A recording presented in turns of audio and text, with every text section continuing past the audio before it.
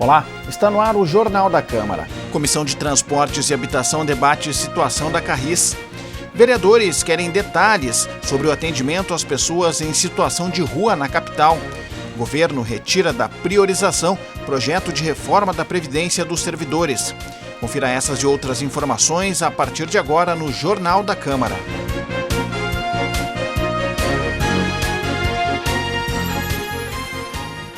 A Carris, empresa pública de ônibus na capital, vai precisar de novo aporte financeiro da Prefeitura. Segundo a direção da empresa, serão necessários 6 milhões de reais para completar o pagamento de funcionários e manutenção da frota. A informação foi trazida em reunião da Comissão de Transportes nesta semana. Por outro lado, o Observatório das Metrópoles, constituído por pesquisadores vinculados a universidades e outras instituições, afirmou que a empresa não tem recebido os devidos recursos advindos da bilhetagem eletrônica. Nas próximas semanas, o assunto deve voltar à pauta da comissão, que também irá convidar o Ministério Público de Contas para debater essa situação.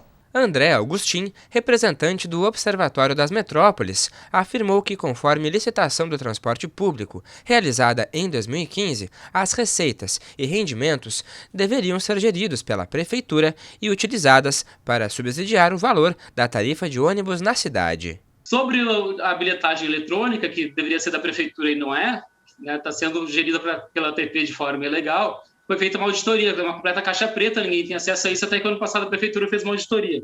Pelo que a ATP apresentou, a gente tinha um saldo aí em final de 2020 de 160 milhões de créditos a serem entregues. Se esse dinheiro tivesse bem investido no algo seguro, que é a Selic, de em torno de 5 milhões por ano, e esse dinheiro, pela licitação, tinha que ser usado para reduzir o preço da passagem. Para o representante dos trabalhadores da Carris, a situação demonstra que não é preciso privatizar a empresa, pois é possível repactuar todo o sistema de transporte e ampliar a atuação da Carris. A medida também foi defendida pelo presidente do Sindicato dos Rodoviários de Porto Alegre. O prefeito, quando ele diz que vai privatizar a empresa Carris, em nenhum momento ele diz o que vai ser dos funcionários, dos trabalhadores. No momento de crise, no momento que a economia está com a inflação lá em cima, num momento em que não há trabalho dentro de Porto Alegre. Pelo lado da Prefeitura, o secretário adjunto de Mobilidade Urbana disse que a conta não fecha. Segundo Matheus Aires, por ter um custo de operação maior, a Carris precisa de aportes financeiros por parte da Prefeitura, mês a mês. Com a pandemia, a situação se agravou. Conforme o gerente da empresa pública de transporte e circulação, os ônibus ainda operam com menos de 50% dos passageiros.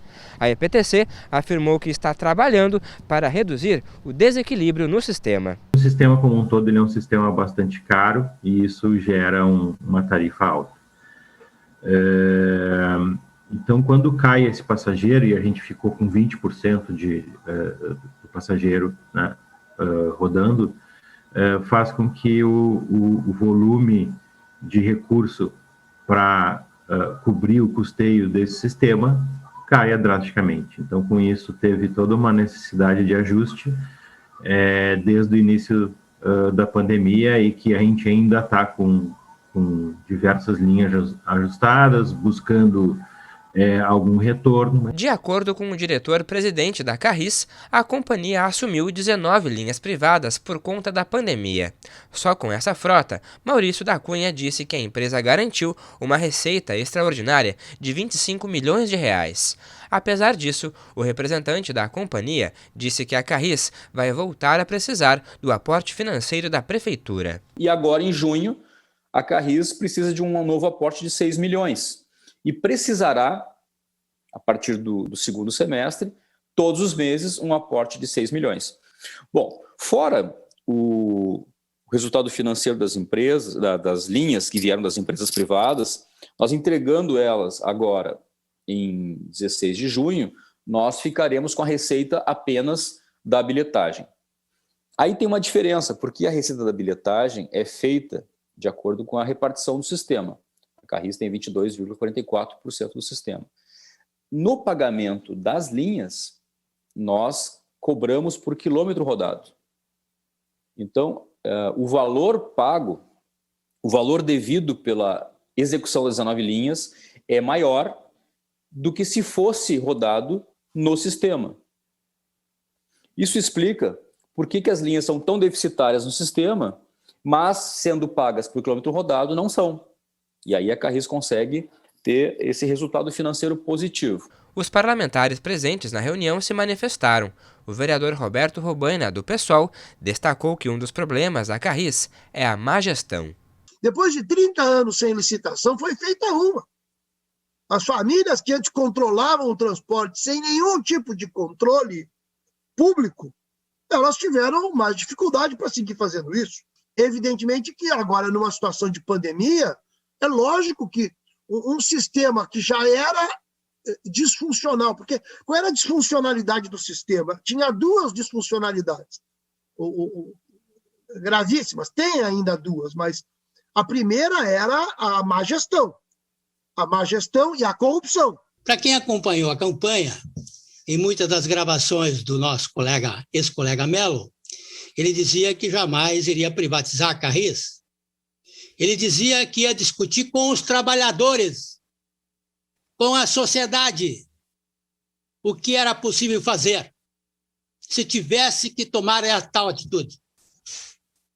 E agora, numa atitude, numa ideia, eu diria, deslocada, desleal com a cidade, porque Porto Alegre tem a Carris como patrimônio histórico da nossa cidade. Proponente da pauta, a vice-presidente da CUTAB afirmou que as informações sobre a bilhetagem eletrônica são gravíssimas. Karen Santos disse que quer ouvir o Ministério Público de Contas. Eu acho que o principal encaminhamento é a gente conseguir convocar Ministério Público e Ministério Públicos de Contas, que foram convidados para essa reunião e não compareceram, e ambos acompanham já essas denúncias, e é importante eles serem alimentados com a resposta da auditoria. Então, a proposta é que na próxima reunião da CUTAB, no dia 22 de junho, que nós temos uma data vaga, haja a convocação do MP e do MPC, o convite à ATP e os demais representantes que estão presentes nessa reunião. A Comissão de Direitos Humanos do Legislativo vai solicitar dados à Prefeitura sobre ações para pessoas em situação de rua na capital. Na segunda reunião sobre o tema, realizada nesta terça-feira, a SEDECOM ainda definiu que irá pedir a paralisação das remoções desta população, seguindo decisão judicial que proíbe a retirada de moradores sem a oferta de vagas de acolhimento institucional. O seu Nilson tem 60 anos, dos quais aproximadamente 30 viveu nas ruas. Ele personifica a discussão travada na SEDECOM sobre as dificuldades em políticas públicas para estes cidadãos. Seu Nilson conseguiu se restabelecer e hoje representa o braço gaúcho do Movimento Nacional da População em Situação de Rua. Mas não foi um processo simples. Problema de alcoolismo, de drogadição, enfim, mas no sentido de dizer que num determinado momento eu também não queria sair da rua, eu não queria tomar banho, eu não queria cumprir regras. Eu acho que é um processo que ele é construído lentamente, né? Este é o segundo encontro da SEDECOM sobre o tema. Na primeira reunião, não houve representação da Prefeitura para tratar do assunto. Agora, os vereadores cobram dados e comprovação das ações realizadas pelo Executivo, visto que é uma decisão judicial temporária que determina a paralisação das remoções. Eu penso que essa reunião aqui necessita de foco, né, no tema que motivou ela, que foram denúncias do Movimento Nacional da População de Rua sobre remoções, sobre processos que estavam ocorrendo de maneira arbitrária. Segundo a Secretaria de Meio Ambiente, as equipes só atuam em remoções após conclusão de relatório da FASC. Já a representante da Secretaria de Desenvolvimento Social disse que um projeto para o setor está em andamento, mas alegou que a iniciativa ainda não pode ser divulgada. Guarda Municipal e Brigada Militar enfatizaram que o atendimento segue os protocolos de segurança pública para abordagens. Conforme a Fundação de Assistência Social e Cidadania, atualmente mais de 1.000 pessoas vivem nas ruas da capital. As informações da FASC ainda indicam que o perfil principal desta população é homens entre 20 e 45 anos. Os vereadores cobraram, além destes dados, outros esclarecimentos sobre o atendimento à população em situação de rua no município. Quais são os opcionais, o que é oferecido lá dentro para as pessoas? Apenas alberga ou tem tratamentos psicológicos, motivacionais, tratamentos químicos? Na minha opinião, o que eu ouvi, está faltando planejamento e controle. Eu quero saber quantas vagas tem nos locais para receber as pessoas em situação de rua. Quantas pessoas vivem nas ruas? Quantas estão ocupadas? Não tenho isso agora todo pronto, né? E até porque envolve muitos serviços, né? Como eu disse aqui, é um conjunto de serviços grande e cada um com uma especificidade. A gente tem serviço para idosos, para famílias, que funcionam 24 horas, que funcionam só à noite, que funcionam só durante o dia. Então, eu teria que fazer isso de uma maneira, inclusive, respeitosa e criteriosa para apresentar para vocês. Além das informações, a SEDECOM irá pedir a paralisação das remoções desta população, seguindo ordem da Justiça, que proíbe a retirada de pessoas de espaços públicos sem o devido acolhimento institucional. Com a experiência de quem esteve na rua, seu Nilson garante que uma ação articulada do poder público é a chave para mudar esta realidade. Uma secretaria só não tem condições de fazer isso, mas se as secretarias conversarem, vai transformar uma pessoa de rua numa pessoa que vai produzir, que vai gerar impostos, que vai gerar relações humanas. Enfermeiros aprovados no concurso 597 cobram nomeação pela Prefeitura de Porto Alegre. Segundo os profissionais, a área da saúde está defasada e precisa de forma imediata de no mínimo mais 295 trabalhadores do setor. O tema foi abordado nesta terça-feira durante reunião da Comissão de Economia e Finanças. A reunião foi proposta pelo vereador Jonas Reis, do Partido dos Trabalhadores e integrante da Comissão de Educação. Segundo o parlamentar, a nomeação dos aprovados no concurso público é fundamental para manter o sistema de saúde funcionando. E a gente sabe aí que a prefeitura tem um fôlego grande, porque aposentou muita gente no último período e o último governo não fez concursos, praticamente inexistentes. Então, há muito espaço aí, há muita vaga não preenchida. Não se trata aqui de criar vagas novas, coisa que também pode ser debatida por esta Câmara, até porque a população aumentou, né? Ela aumenta, então a demanda pelos serviços aumenta.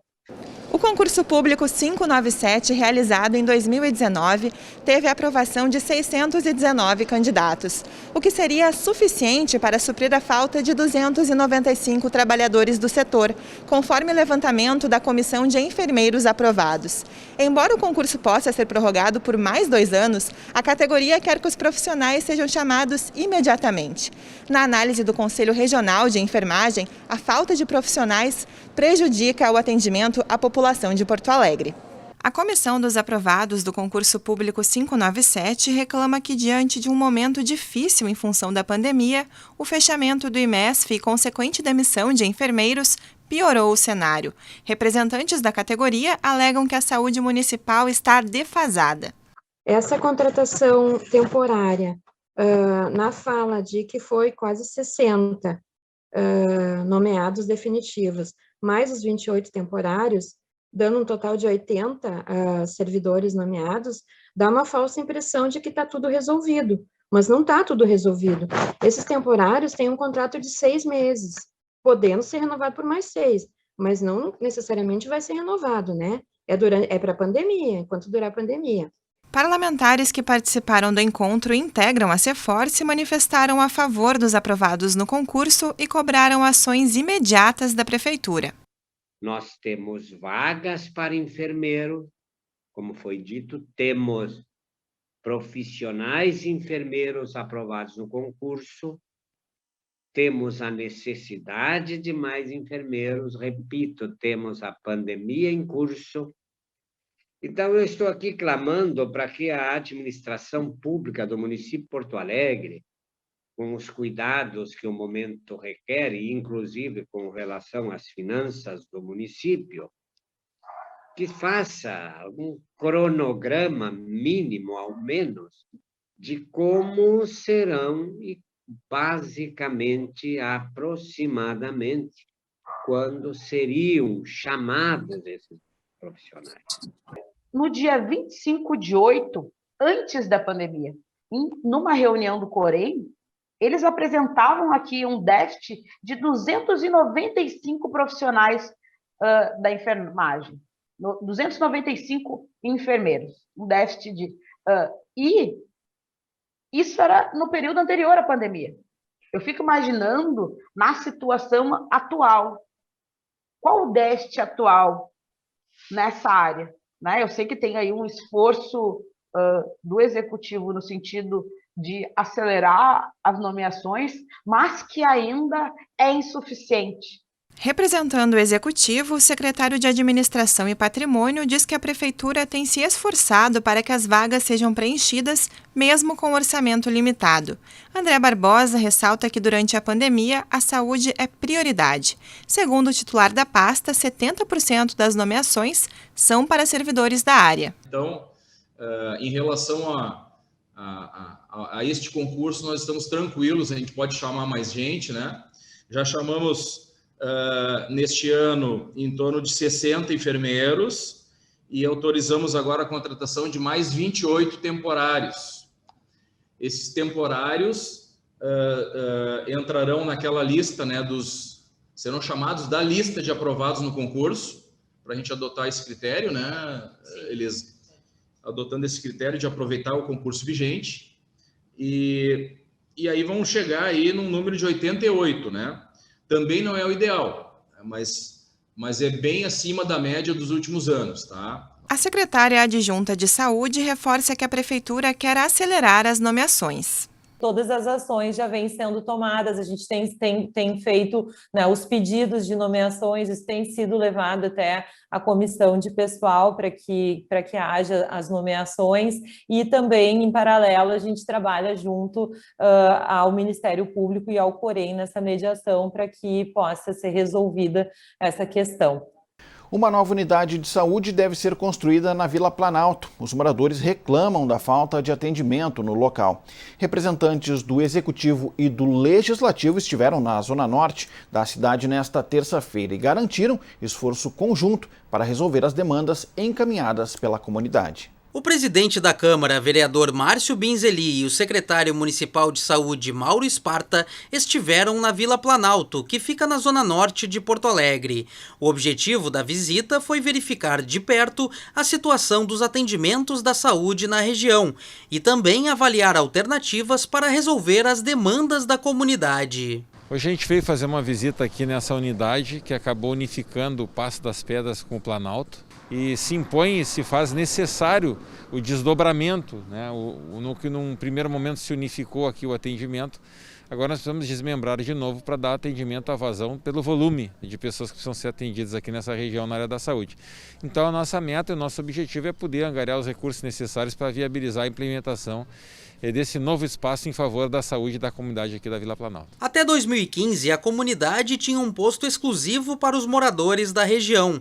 Porém, há mais de 5 anos, quem necessita de um médico precisa procurar atendimento na unidade do bairro Passo das Pedras. O problema é que, segundo a própria comunidade, quem mora na Vila Planalto sofre com o deslocamento, principalmente as pessoas mais idosas. É o caso da dona Porfíria, que possui dificuldades de locomoção e agora precisa percorrer quase 2 quilômetros para ser atendida. Mas eu não posso nem andar, nem para ir no Passo das Pedras. Precisamos aqui. E eu digo aqui, o posto é para os idosos, não é para os jovens, né? Eu tenho que pegar o táxi para poder ir pegar uma consulta, porque eu moro bem aqui. Nós moramos, né? Nós precisamos do posto aqui. O terreno para construir a nova unidade já foi liberado pela Prefeitura. Atualmente o local está abandonado e a partir de agora a Secretaria de Saúde irá encaminhar um projeto para autorizar a obra e dar andamento ao processo. Para tentar atender às reivindicações dos moradores da região, a Prefeitura precisa de recursos financeiros destinados à comunidade. A ideia é construir um novo posto de atendimento, mas enquanto as verbas não são liberadas, a Secretaria de Saúde pretende reativar a antiga unidade, que funcionava nesse prédio, na associação comunitária. Constatamos aqui hoje que o posto está muito deteriorado, né? Vai ser uma obra cara, né? Além disso, essa rua Carlos Salzano Vieira da Cunha, uma rua estreita, né? Teria dificuldade, uma possível remoção de pacientes, transporte de ambulância. E nós temos aqui, próximo daqui, um terreno muito bem localizado, né? Um terreno grande, plano. A nós, nesse primeiro momento, nos parece que é melhor construir uma unidade nova lá naquele terreno que é mais adequado e um espaço melhor que vai ter possibilidade das pessoas serem melhor atendidas. Segundo a presidente da associação comunitária, metade do recurso já está previsto no orçamento participativo. E o que a gente precisa, né, agora é uma ajuda para a verba, porque o posto está orçado em 2,5 milhões de reais. A gente tem no gravames pela Secretaria da Saúde, no caderno de 2018-2019, uma verba de 1 milhão de reais. Então, está faltando ainda 1,5 milhão. Ao final da visita, o secretário Mauro Esparta prometeu reativar o antigo posto o mais rápido possível. A unidade será liberada de forma provisória. O presidente da Câmara enfatizou o esforço conjunto entre Executivo, Legislativo e sociedade civil para a busca dos recursos que irão viabilizar a construção da nova unidade de saúde da Vila Planalto. E o governo retirou de priorização na segunda-feira a proposta de reforma da Previdência dos servidores municipais. O texto alterava as idades para a aposentadoria e o tempo de serviço. Sem a garantia do número de votos necessários para a aprovação da matéria, a Prefeitura aposta agora no projeto que prevê a elevação das alíquotas de contribuição. O requerimento para a retirada da reforma da Previdência da priorização foi encaminhado pelo líder do governo na abertura da ordem do dia, período em que as propostas entram em votação. Eu queria pedir a retirada de priorização do projeto da Previdência que está na ordem do dia. O pedido do Executivo foi aprovado no plenário e, com isso, o texto saiu da lista de matérias previstas para apreciação nos próximos dias. Por se tratar de um pelo, ou seja, um projeto de emenda à lei orgânica, a Prefeitura precisava garantir pelo menos 24 votos favoráveis à proposta. Como não havia certeza de aprovação, o governo preferiu não colocar a matéria em votação. A iniciativa, que trata do processo de aposentadoria dos servidores municipais, permaneceu em discussão durante 4 sessões. Nas últimas semanas, foram dias e dias dedicados a negociações, reuniões e articulações políticas entre os vereadores da Casa e as classes sindicais. Como não houve um acordo positivo pela aprovação, a base do governo decidiu retirar a proposta da pauta de priorização e, a partir de agora, apostar em um projeto que aumenta as alíquotas dos trabalhadores públicos da capital gaúcha. Isso faz parte das discussões e das estratégias. Nós não tínhamos os 24 votos para a Previdência e eu estou pedindo a retirada da priorização, não estou pedindo a retirada do projeto, retirada da priorização. E a partir de agora, a base e os independentes vão se dedicar a preparar a votação do projeto das alíquotas, que é muito pior do que o projeto da Previdência. A oposição levará esta marca de fazer com que a Câmara de Vereadores de Porto Alegre aprove uma alíquota alta em detrimento da reforma. Então nós entendemos que a retirada do projeto ele é fundamental, mas que essa contraproposta, que é das alíquotas, é tão danoso quanto. Nós precisamos entender que o prefeito ele precisa sentar e dialogar, mas dialogar não é só sentar e ouvir, é construir em conjunto. Nós não defendemos nenhum nem outro, nem o projeto integral e nem as alíquotas. Esses 2 projetos são de ataque ao serviço público. Então, essa é uma primeira batalha, que nós entendemos que é uma vitória retirada. A próxima batalha é derrotar as alíquotas. Elas não representam o momento atual que a cidade vive. A matéria previa alteração nas idades de aposentadoria e o aumento do tempo de contribuição dos servidores. Para alcançar os 24 parlamentares favoráveis à matéria, os votos da bancada do PDT poderiam definir a aprovação da proposta. Mas o partido fechou a questão de forma contrária à iniciativa do Executivo e e determinou que o posicionamento fosse seguido pelos vereadores Márcio Binzeli e Mauro Zacher, os dois parlamentares que representam a sigla na Câmara Municipal. Nós levamos isso como posicionamento para dentro do partido, né? E não fomos vencidos. O partido tem entendimento que é contra a reforma. Nós construímos com as nossas instituições, com as associações, fizemos uma bela negociação que nós partimos dessa premissa, porque o PDT, onde é capital, por exemplo, Fortaleza, está votando a favor, está fazendo a reforma. Onde nós somos governo, estamos votando a favor. Então, quer dizer, que incoerência é essa, né? Então, acho que o momento do país nos exige esforço. Infelizmente, o partido não teve esse entendimento, mas quem sabe a gente ainda pode avançar no debate e mudar essa posição. Diferentemente da proposta de reforma da Previdência, que previa 24 votos favoráveis entre os 36 vereadores, o projeto, que eleva para 22% as alíquotas de contribuição dos servidores, necessita do posicionamento positivo de 19 parlamentares. A rádio comunitária Lomba do Pinheiro completou 19 anos. A emissora recebeu os parabéns dos parlamentares durante o período de comunicações na sessão de segunda-feira. Fortalecer e disseminar a comunicação. Esse é um dos principais objetivos de um microfone de rádio. Fundada em 1º de maio de 2002, a rádio comunitária Lomba do Pinheiro nasceu com esse intuito: oferecer um novo veículo de informação para os moradores do bairro. E hoje, 19 anos depois, a rádio segue prestando seu serviço na comunidade. A homenagem pelo aniversário da Rádio Comunitária da Lomba do Pinheiro foi proposta pelo vereador Alvoni Medina. Eu vi a importância também de homenagear essa rádio e também os fundadores, pessoas que realmente lutaram para essa rádio, para que ela se mantesse no ar, para que essa rádio pudesse ajudar a comunidade. E também eles têm ajudado a comunidade através de doação de alimento, através de doação de roupa. Então a gente vê realmente uma rádio que, além dela levar informações, ela também se preocupa com os seus moradores, se preocupa com as pessoas que moram naquele bairro. Os comunicadores da rádio que participaram da homenagem agradeceram o reconhecimento do Legislativo. É uma importância vital. Eu gosto muito do pensador Voltaire, que ele diz que a expressão ela deve ser uma das maiores conquistas.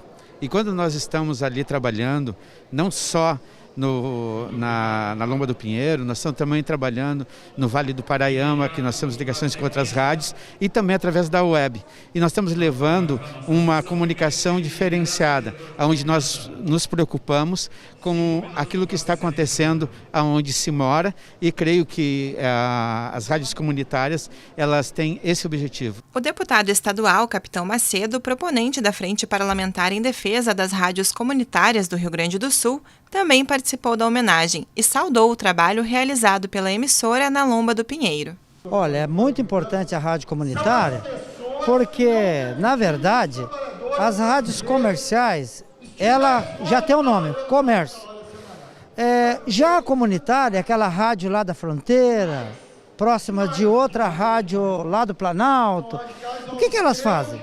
Elas fazem um trabalho diferenciado. Lá um liga para o outro na rádio: olha, minha porca deu cria, o outro lá: eu colhi tantas sacas de milho, vamos fazer a troca, vamos. Existe uma aproximação que atende esse pessoal do interior muito bem, o pessoal das comunidades e da periferia. E o Jornal da Câmara de hoje fica por aqui. Confira mais informações do Legislativo nas nossas redes sociais e no site da Câmara de Vereadores de Porto Alegre. Muito obrigado pela sua audiência. A gente se encontra na próxima edição. Até lá!